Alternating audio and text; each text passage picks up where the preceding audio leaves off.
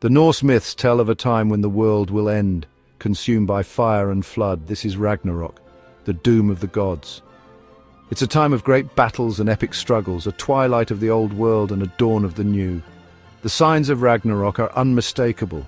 The world grows colder, locked in the icy grip of Fimbulwinter.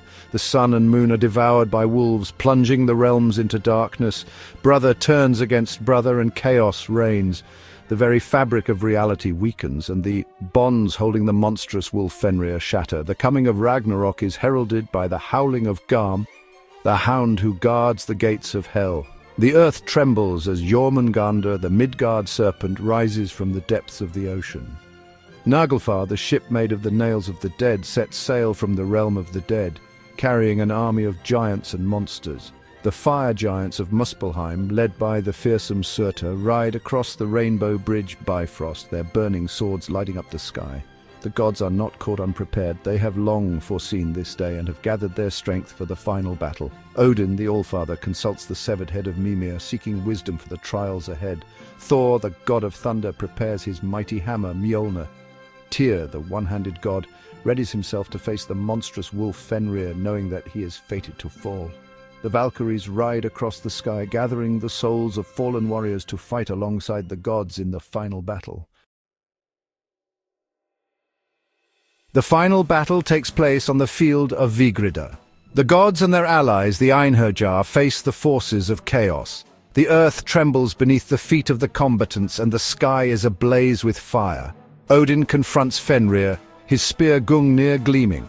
Thor battles Jormungandr, the Midgard serpent, their struggle so titanic it shakes the very foundations of the world. Tyr faces the monstrous hound Garm, his shield raised in defiance. Heimdall, the watchman of the gods, sounds the horn Gjallarhorn, its blast echoing throughout the 9 realms, calling the gods and heroes to battle. Loki, the trickster god, breaks free from his imprisonment and joins the forces of chaos. He faces Heimdall in a final desperate struggle. Freyr, the god of fertility, fights Surtur, the fire giant, their battle a clash between creation and destruction. One by one the gods fall. Thor slays Jormungandr but falls dead from the serpent's venom. Fenrir swallows Odin whole, but Odin's son Vidar avenges his father, tearing the wolf apart. Loki and Heimdall strike each other down. Surtur, victorious, unleashes a wave of fire that engulfs the world. The earth sinks beneath the waves, consumed by the flame. But Ragnarok is not the end. From the ashes of the old world, a new one emerges. The earth rises again from the sea, green and fertile. The sun gives birth to a daughter, even more radiant than herself, who takes her mother's place in the sky.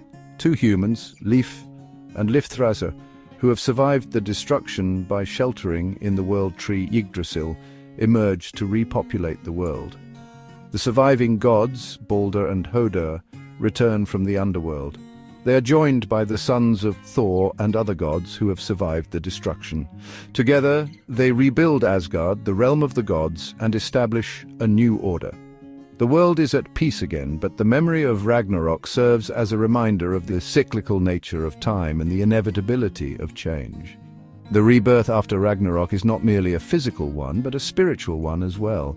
The old ways are gone, swept away by the cataclysm. The new world is a chance for a fresh start, a time to learn from the mistakes of the past and build a better future. The cycle of destruction and rebirth is complete.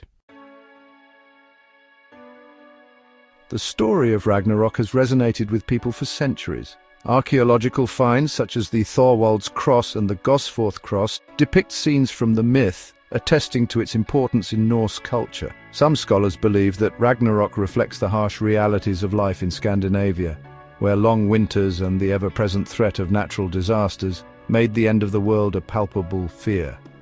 Others see in Ragnarok the influence of Christian beliefs about the apocalypse and the Day of Judgment. Still, others interpret the myth as a metaphor for the cyclical nature of time and the inevitability of change.